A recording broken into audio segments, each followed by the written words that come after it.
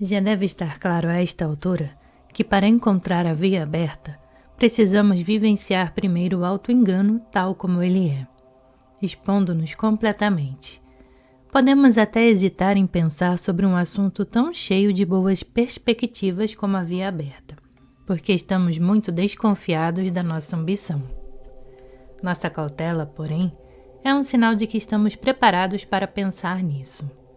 Com efeito, nesse momento, a hesitação pode ser outra forma de auto-engano.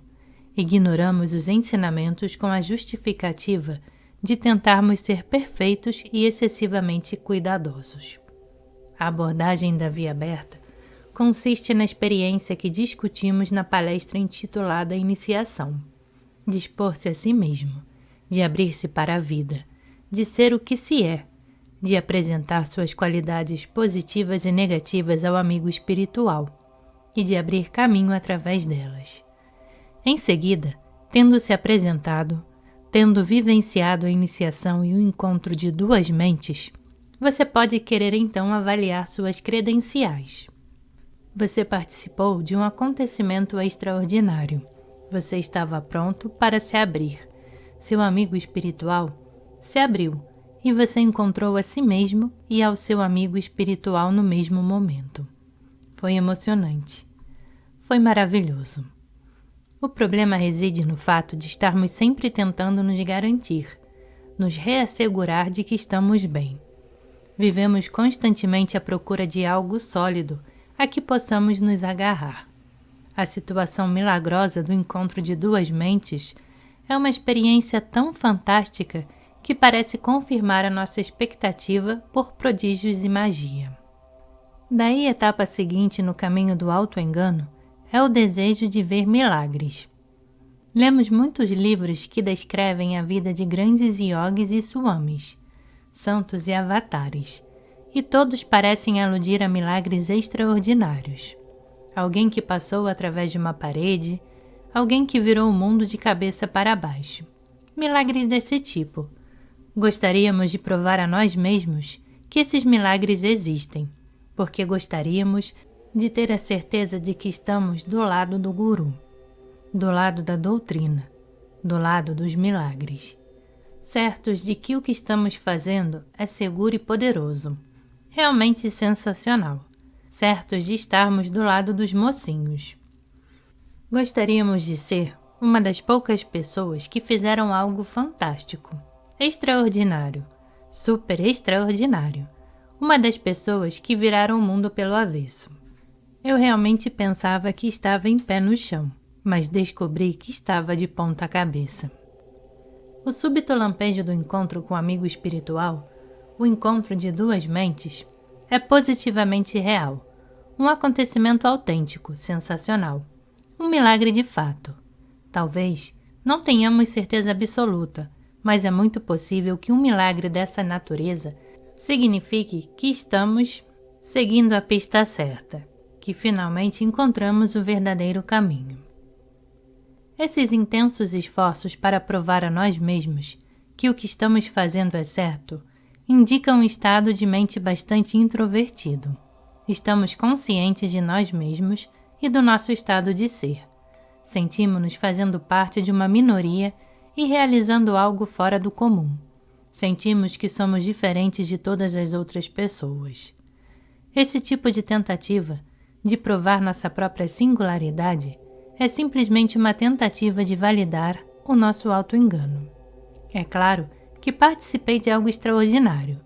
É claro que vi um milagre. É claro que tive um insight. Por conseguinte, continuarei seguindo nessa direção. Isso constitui uma situação muito fechada, muito introvertida. Não temos tempo para nos relacionarmos com mais ninguém, amigos ou parentes, o mundo externo. Estamos preocupados unicamente conosco. Finalmente, esse enfoque torna-se tedioso e sem graça. Começamos a compreender que estávamos nos iludindo e passamos a nos aproximar da autêntica via aberta. Começamos a suspeitar que todas as nossas crenças são alucinatórias, que distorcemos a experiência avaliando-la. É verdade. Tive um lampejo de iluminação instantânea, mas ao mesmo tempo tentei possuí-lo, agarrá-lo, e ele se foi. Começamos a descobrir que o auto-engano definitivamente não funciona, que está apenas tentando nos satisfazer, tentando entrar interiormente em contato com nós mesmos, tentando provar alguma coisa a nós mesmos, em vez de realmente nos provocar abertura. Nesse ponto, podemos punir-nos dizendo: se tento não me enganar, esse é outro tipo de auto-engano. E se tentar não o fazer, isso também é auto-engano. Como poderei me libertar? E se estou tentando me libertar, não será essa também outra forma de auto-engano? E assim, infindavelmente, prossegue a reação em cadeia. A reação em cadeia da sobreposição de paranoias.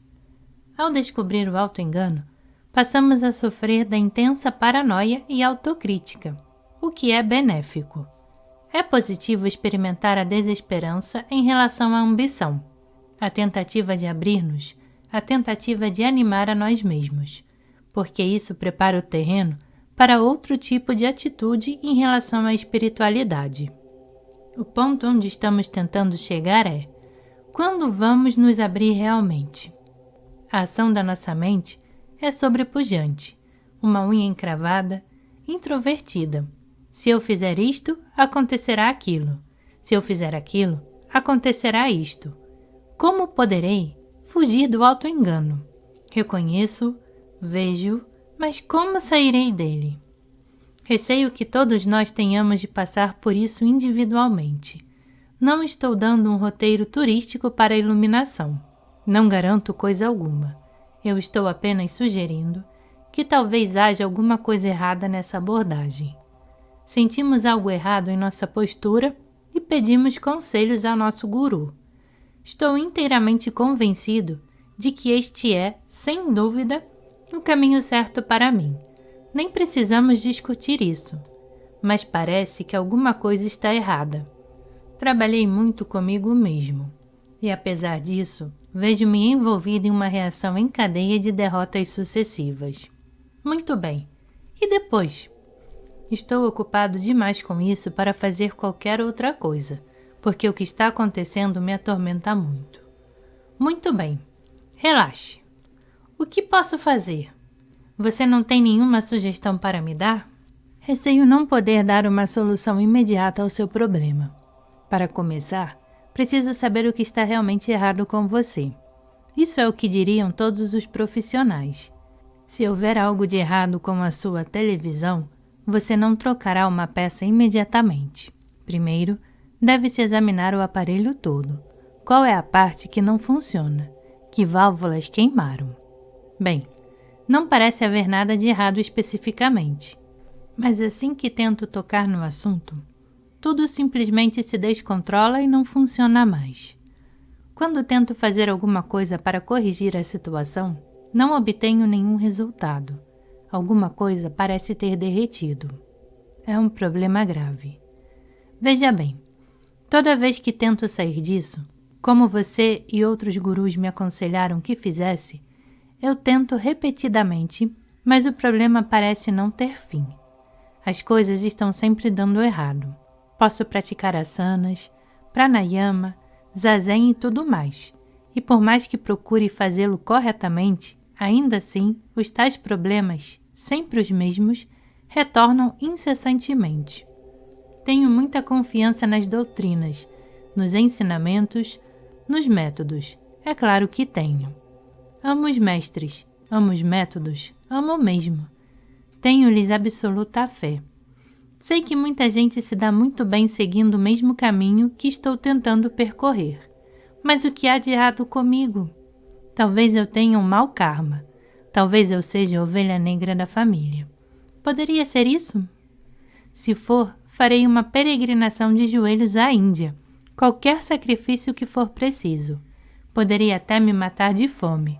Farei qualquer tipo de voto, mas quero conseguir. Quero entrar nesse caminho. O que eu posso fazer? Não haverá nada mais em seus livros sagrados que prescreva algo apropriado para uma pessoa como eu? Não haverá remédio que eu possa tomar? Sacrifício que eu possa fazer? Não estou certo. Volte mais tarde, amanhã, e procure-me. Talvez encontraremos alguma coisa. Isso é o que poderia dizer um amigo espiritual. Venha me ver de novo amanhã ou no fim de semana. Conversaremos, mas não se preocupe. Voltamos a vê-lo pensando estar enfrentando algum enorme problema. E supomos que ele tem todas as respostas elaboradas especialmente para nós. E ele tornará a perguntar: como vai? Como vão as coisas? Como assim? Eu estava à espera de uma resposta sua. Você sabe como estou. Estou em um estado terrível. Nós nos tornamos mal-humorados e até com certa razão. Nada acontece como sempre. As semanas vão se passando e nós retornamos insistentemente. Entramos em desespero, suspeitando que nada resultará disso tudo. Acalentamos o desejo secreto de que talvez seja agora o momento, ou talvez na 4ª semana, ou talvez na 5ª, ou talvez na 7ª. O 7 é um número de grande simbolismo, um número místico. Passa-se o tempo, desespero completo. Estamos prestes a investigar a possibilidade de outras soluções. Talvez eu deva procurar outra pessoa, pensamos. Talvez eu deva voltar para casa e trabalhar com a minha própria gente. Esta situação é totalmente estranha para mim. Parece não haver comunicação entre ele e eu. Creio que ele deveria estabelecer alguma espécie de comunicação comigo, mas tudo é muito decepcionante. Nada realmente acontece. Então, sentamo-nos e esperamos. Toda vez que o vemos, sabemos quase imediatamente que suas palavras serão: volte e medite, ou como vai? Tome uma xícara de chá. É sempre a mesma coisa, sempre. O que está errado? Na realidade, nada está errado. Absolutamente nada. A situação tem uma beleza, inclusive se vista pelos olhos do seu amigo espiritual. Mas esse período de espera de sua parte, no qual você tenta superar alguma coisa, é em si mesmo errado. Porque um período de espera significa que você está muito concentrado em si mesmo, trabalhando voltado para dentro, ao invés de trabalhar voltado para fora. Existe uma tendência à centralização, e existe a noção de algo importante que envolve sua psicologia, seu estado de mente. É isso que está errado. Talvez deva contar-lhes a história de Naropa e de seu mestre Tilopa, o grande sábio indiano. Tilopa era um guru que passou 12 anos com seu discípulo Naropa, fazendo praticamente a mesma coisa que expusemos aqui. Se você for buscar sopa para mim naquela cozinha, eu lhe ensinarei. Pode ser que eu lhe ensine, disse Tilopa. Então Naropa trazia a sopa, depois de levar uma surra terrível do pessoal da cozinha e dos donos da casa para obtê-la. Voltava ensanguentado, mas feliz. E depois Tilopa lhe dizia: quero outra tigela de sopa, vá buscá-la. E Naropa ia buscar a sopa e retornava com ela semi-morto. Fazia-o porque ansiava pelos ensinamentos. E Tilopa lhe falava: obrigado, vamos a um outro lugar. Esse tipo de incidente ocorreu inúmeras vezes, até que a expectativa de Naropa atingiu seu limite. Chegado esse momento, Tilopa tirou uma sandália do pé e bateu com ela no rosto de Naropa. Esse foi o Abhisheka mais elevado e mais profundo, o maior. Poderíamos usar muitos outros adjetivos para descrevê-lo. O maior Abhisheka. Um tapa de sandália no rosto de um homem e, subitamente, já não havia mais nada com que Naropa precisasse trabalhar. Mas não devemos nos deixar arrebatar por essa cena mística. Tudo se resume à via aberta. Examinamos e vivenciamos o auto-engano plenamente. Andamos carregando um fardo muito pesado, como a tartaruga que carrega sua carapaça. Tentamos continuamente fechar-nos nessa carapaça, tentando, com agressão e pressa, verdadeiramente chegar a algum lugar. Precisamos abrir mão de toda a pressa e agressividade, de toda espécie de exigências. Precisamos desenvolver alguma compaixão por nós mesmos. E aí, inicia-se a vida aberta. Nesse ponto, é necessário discutir o significado de compaixão, que é a chave da via aberta e sua atmosfera básica. A melhor e mais correta maneira de apresentar a ideia de compaixão é em termos de clareza. Clareza essa que é fundamentalmente calorosa. Nessa fase, sua prática de meditação é o ato de confiar em si mesmo. À medida que a prática ganha destaque em meio às atividades da vida cotidiana, você passa a confiar em si mesmo e a assumir uma atitude compassiva. Nesse sentido, a compaixão não é ter pena de alguém, é essa base calorosa. Por mais espaço e claridade que haja, há também esse calor, uma agradável sensação de que coisas positivas estão acontecendo em nós constantemente. Seja lá o que você estiver fazendo. Isso não é visto como algo que arrasta você mecanicamente para uma meditação autoconsciente, mas a meditação torna-se uma coisa espontânea e prazerosa. É o ato contínuo de ser amigo de si mesmo. Assim, tendo estabelecido amizade consigo, não se pode simplesmente guardar essa amizade dentro de si. É preciso um escape, que é o relacionamento com o mundo. Nessas condições, a compaixão passa a ser uma ponte com o mundo exterior. A confiança e a compaixão em relação a si mesmo traz inspiração para você dançar com a vida, comunicar-se com as energias do mundo. Na ausência dessa qualidade de inspiração e abertura, o caminho espiritual transforma-se no caminho sansárico do desejo. Fica-se preso na armadilha do desejo de aprisionar-se, do desejo de alcançar metas imaginárias.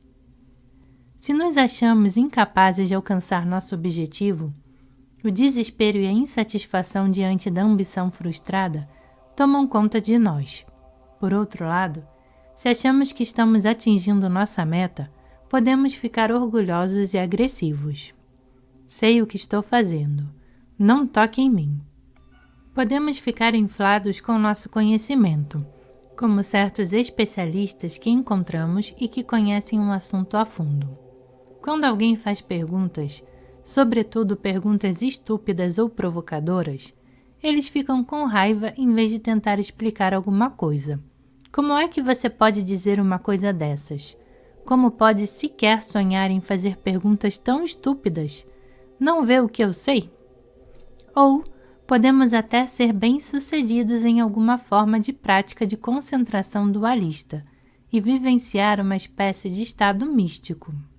Nesses casos, pareceríamos tranquilos e religiosos, no sentido convencional do termo, mas teríamos que constantemente carregar e manter nosso estado místico, e haveria, assim, um senso contínuo de apreciação, o ato de verificar repetidamente nossa realização e de nos satisfazermos com isso. Essa é a distorção típica da prática hinayana da meditação fechada, da iluminação autocentrada, e é, de certo modo, uma forma de agressão. Não existe aqui o elemento de compaixão e abertura, uma vez que se está muito concentrado em sua própria experiência. Compaixão não tem nada a ver com conquistar algo, é espaçosa e muito generosa. Quando uma pessoa manifesta a verdadeira compaixão, não sabe se está sendo generosa com os outros ou consigo mesma, porque a compaixão é uma generosidade ambiental, sem direção, sem para mim e sem para eles. É cheia de alegria, de uma alegria que existe espontaneamente, uma alegria constante no sentido de confiança, no sentido de que essa alegria contém uma enorme riqueza, um tesouro. Poderíamos dizer que a compaixão é a atitude final da riqueza, uma atitude contra a pobreza, uma guerra declarada à escassez. Contém toda sorte de qualidades heróicas, atraentes, positivas, visionárias e expansivas. Implica reflexão em ampla escala, um modo mais livre e expansivo de relacionar-se consigo mesmo e com o mundo. É precisamente por isso que ao segundo yana se dá o nome de Mahayana, o grande veículo. Seria a atitude de quem já nasceu fundamentalmente rico, e não aquele que ainda precisa enriquecer. Sem esse tipo de confiança, a meditação não pode, de modo algum ser transformada em ação. A compaixão convida automaticamente ao relacionamento com as pessoas, porque elas já não significam um desgaste de energia para você. Elas recarregam sua energia, uma vez que, no processo de relacionar-se com elas, você reconhece a riqueza, o seu tesouro. Nessas circunstâncias, se há tarefas difíceis para cumprir, tais como lidar com pessoas ou situações da vida, você não sentirá como se lhe faltassem recursos. Toda vez que você encara uma tarefa difícil, ela se apresenta como uma ótima oportunidade para demonstrar sua riqueza, seus recursos. Não há nenhum sentimento de pobreza nesse modo de vida. A compaixão, como a chave para a via aberta, o Mahayana, torna-se possível as ações transcendentais do Bodhisattva. O caminho do Bodhisattva inicia-se com generosidade e abertura. Oferecer e abrir-se, o processo de entrega. A abertura não é uma questão de dar alguma coisa a alguém, mas de abrir mão de exigências e dos critérios básicos dessas exigências. Essa é a Dana Paramita, a paramita da generosidade. É aprender a confiar no fato de que não é preciso garantir seu terreno. É aprender a confiar em sua riqueza fundamental. É poder correr o risco de estar aberto. Essa é a via aberta. Se há uma renúncia à atitude psicológica de exigir, a sanidade básica começa a se desenvolver e isso conduz à ação seguinte do Bodhisattva, Shila Paramita, a paramita da moralidade ou da disciplina. Estando aberto e tendo renunciado a tudo, sem mais referências aos critérios básicos do eu estou fazendo isso, eu estou fazendo aquilo, sem a referência a si mesmo, outras situações ligadas à manutenção do ego ou ao seu enriquecimento tornam-se irrelevantes. Essa é a moralidade final, que intensifica a situação de abertura e coragem. Não há medo de ferir a si mesmo nem a outras pessoas, porque você está completamente aberto.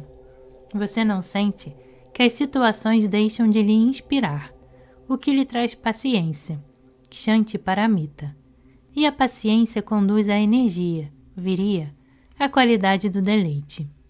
À imensa alegria do envolvimento, que é a energia, e que também proporciona a visão panorâmica da meditação aberta. A experiência de dhyana, a abertura. Você já não olha a situação externa como separada de você, tão envolvido que está na dança e no jogo da vida. Você torna-se então ainda mais aberto. Não classifica as coisas como tendo sido rejeitadas ou aceitas. Você simplesmente acompanha cada situação. Não participa de nenhuma disputa. Nem é que tenta derrotar um inimigo, nem é que busca um objetivo. Não há envolvimento com o receber nem com o dar. Nenhuma esperança e nenhum medo. Esse é o desenvolvimento de prajna, o conhecimento transcendente, a capacidade de ver as situações tais como são. Assim, o principal tema da via aberta é que devemos começar a abandonar a luta básica do ego.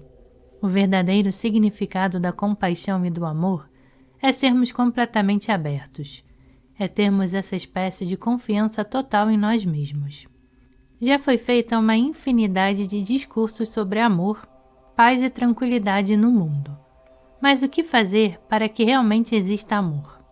Cristo disse: ama teu próximo. Mas como podemos amar? Como fazê-lo? Como irradiar nosso amor a toda a humanidade, a todo mundo? Porque é nosso dever irradiá-lo, e essa é a verdade.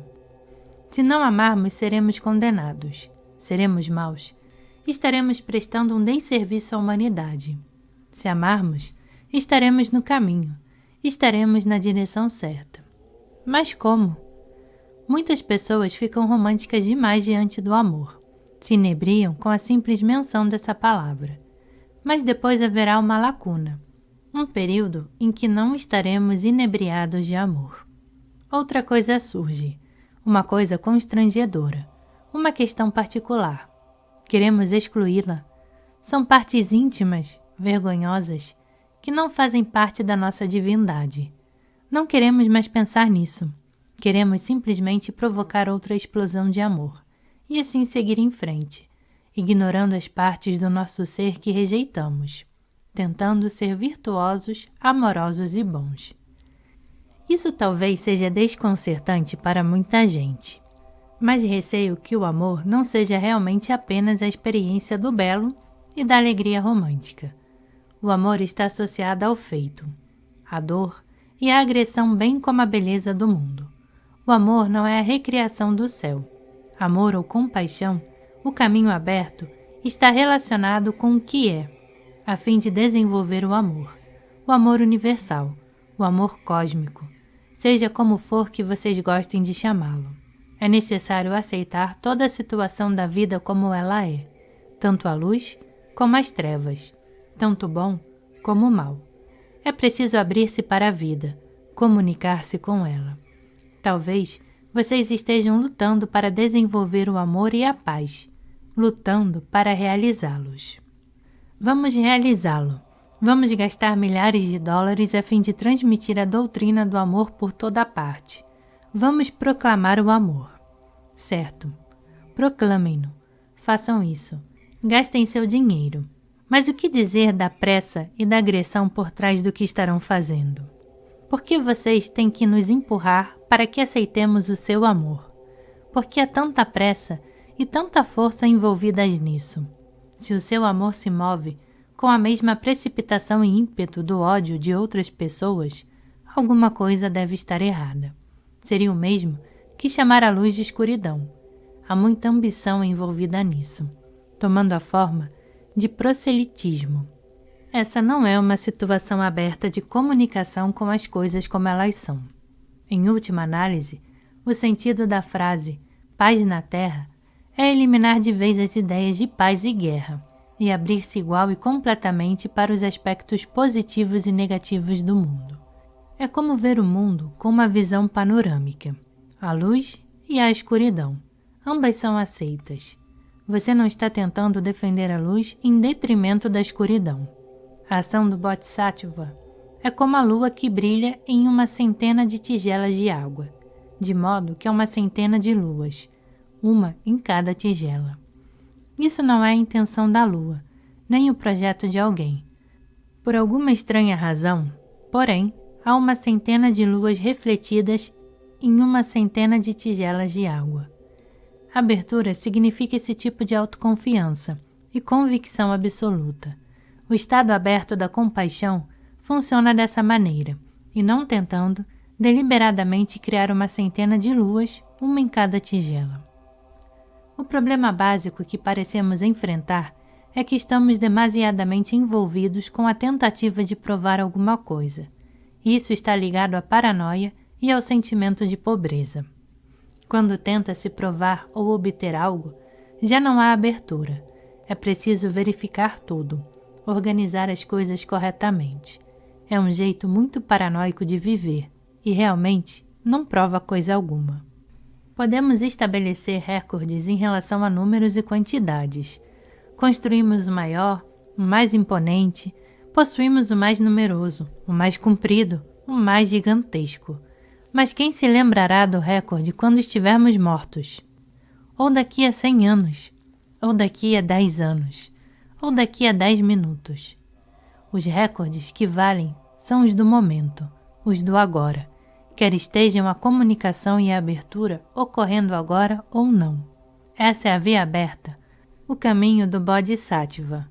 Um Bodhisattva não daria importância ao fato de receber, de todos os Budas, uma medalha em que fosse proclamado o mais corajoso Bodhisattva do universo inteiro.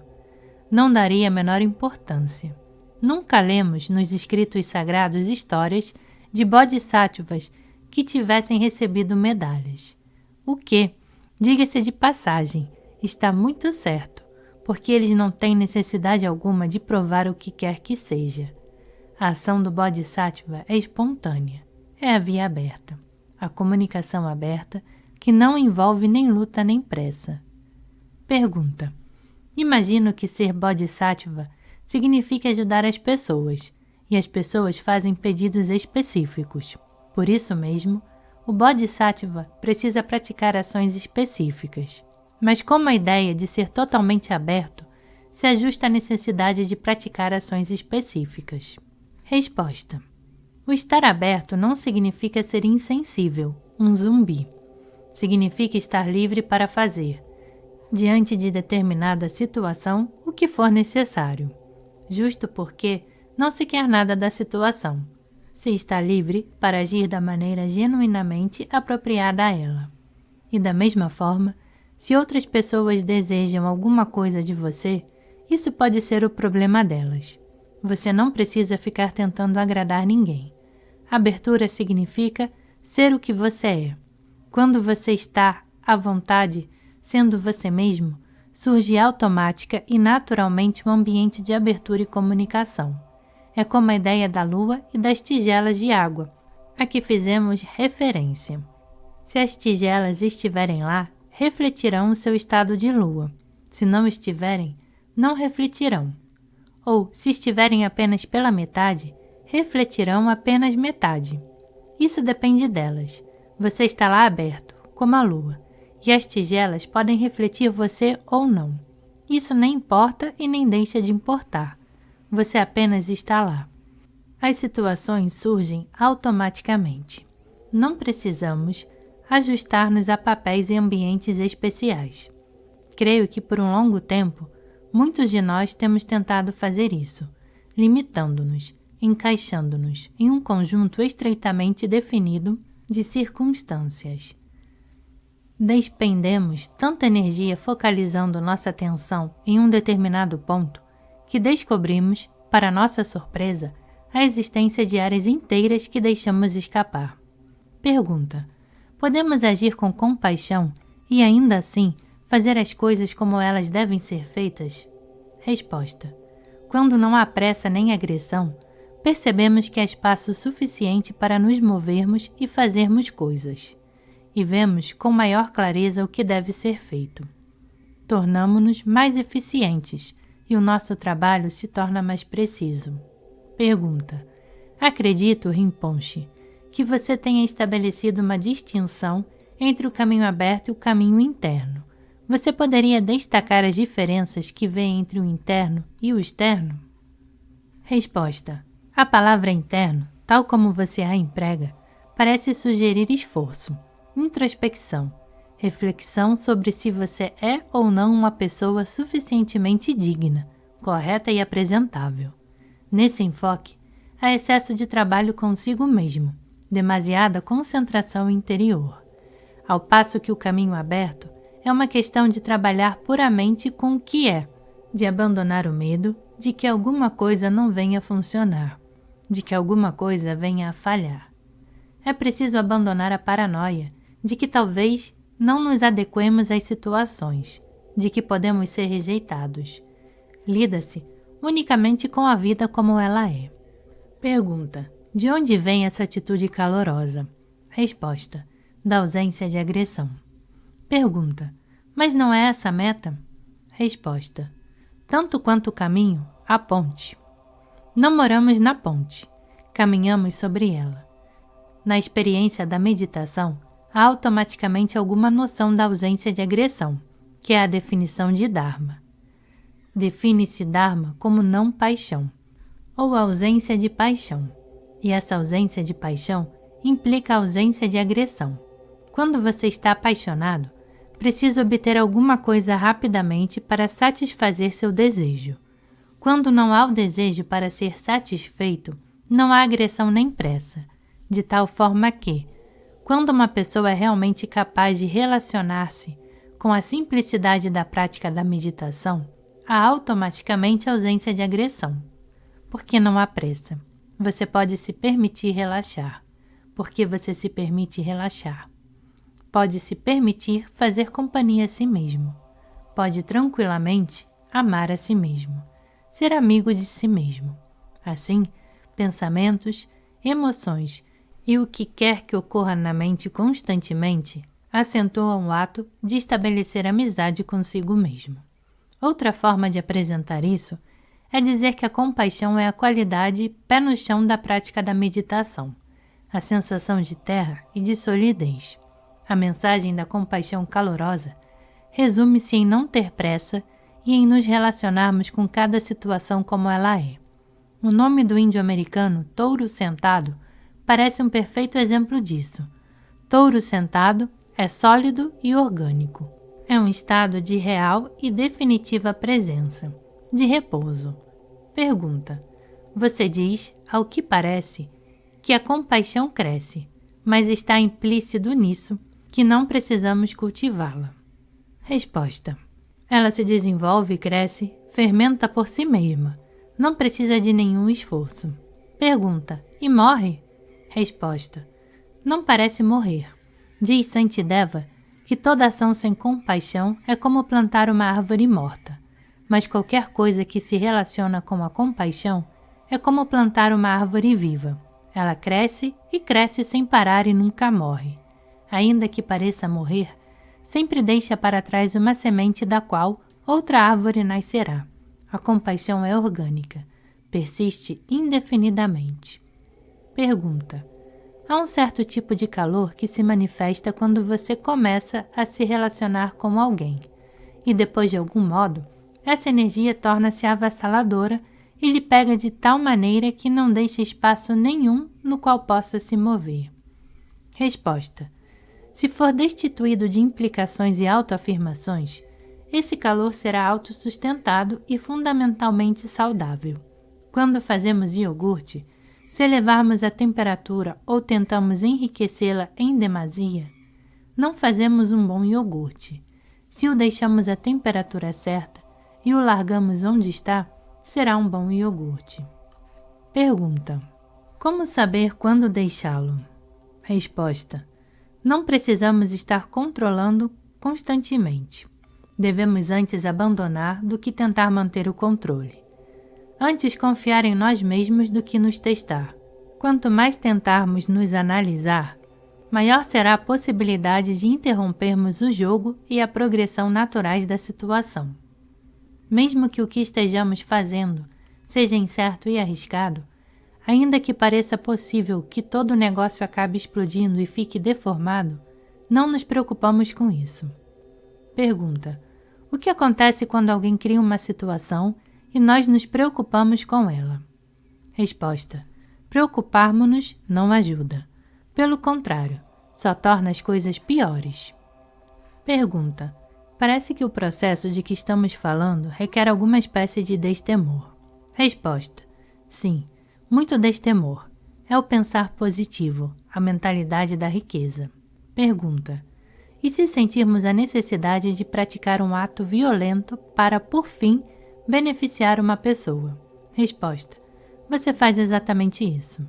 Pergunta: mas e se não estivermos no ponto da compaixão e sabedoria verdadeiras? Resposta: você não questiona a sua sabedoria, nem se preocupa com ela. Faz o que é preciso fazer. A situação que está enfrentando é suficientemente profunda para ser considerada conhecimento por si só. Não é preciso outros recursos de informação. Não é preciso reforços e diretrizes para a ação. O reforço é automaticamente oferecido pela situação. Quando as coisas precisam ser conduzidas de maneira rude, age-se de forma rude, porque a situação exige essa resposta. Você não impõe a rudeza. Você é um instrumento da situação. Pergunta: o que usamos de ponte quando não nos sentimos compassivos? Resposta: não é preciso sentir compaixão. Essa é a distinção entre compaixão emocional e compaixão. Você não a sente necessariamente. Você é a compaixão. Em geral, se você está aberto, a compaixão acontecerá porque você não está preocupado com nenhuma espécie de satisfação pessoal. Pergunta: a ponte da compaixão requer manutenção contínua? Resposta: acho que não. Requer mais reconhecimento do que manutenção. Tal é a mentalidade da riqueza. Reconhece-se que a ponte está lá. Pergunta: o que fazer quando estamos com medo de alguém? Talvez com razão. No meu entender, isso destrói a compaixão. Resposta: a compaixão não é diminuir alguém que precisa de ajuda, que precisa de atenção, mas é um pensamento positivo geral, básico, orgânico. O medo do outro parece gerar incerteza a quem você é. É por isso que se tem medo de uma situação ou de uma pessoa. O medo nasce da incerteza. Se você não sabe exatamente como lidar com uma situação assustadora, você não tem medo dela. O medo vem do pânico, da desorientação que a incerteza traz. A incerteza relaciona-se com a falta de confiança em si mesmo, com o sentimento de que você não tem competência para lidar com o misterioso problema que o ameaça. Não haverá medo se você mantiver uma relação compassiva consigo mesmo, porque então saberá o que está fazendo. Se você sabe o que está fazendo, suas projeções também se tornarão, de certo modo, metódicas ou previsíveis. Assim, desenvolve-se prágina, o conhecimento de como relacionar-se com qualquer situação que se apresente.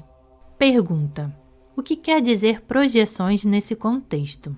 Resposta: projeção é o reflexo de você mesmo no espelho. Por estar incerto a respeito de si mesmo, o mundo reflete essa incerteza de volta para você, e esse reflexo passa a lhe assombrar. Sua incerteza lhe assombra, mas ela é apenas o seu reflexo no espelho. Pergunta: o que você quer dizer quando afirma que, se formos compassivos conosco, saberemos o que estamos fazendo? Resposta: esses dois aspectos da meditação sempre aparecem simultaneamente. Se você está se abrindo para si mesmo e tem uma atitude positiva para consigo, automaticamente sabe o que está fazendo, porque você não é um enigma para si mesmo. Isso é jnana, sabedoria. Sabedoria lúcida espontaneamente existente. Você sabe que está existindo espontaneamente. Sabe o que você é. Por isso pode, ao mesmo tempo, se permitir confiar em si mesmo. Pergunta: se eu realmente fizesse amizade comigo mesmo, não teria medo de cometer erros o tempo todo? Resposta: isso mesmo. A palavra tibetana designando sabedoria é yeshi, que quer dizer inteligência primordial. Você é você mesmo, no princípio de qualquer princípio. Quase poderíamos chamar isso de confiança não originada em si mesmo. Não é preciso, de maneira alguma, descobrir o princípio. É uma situação primordial, e por isso não há sentido em tentar encontrar logicamente o princípio. Ele já é. É sem princípio.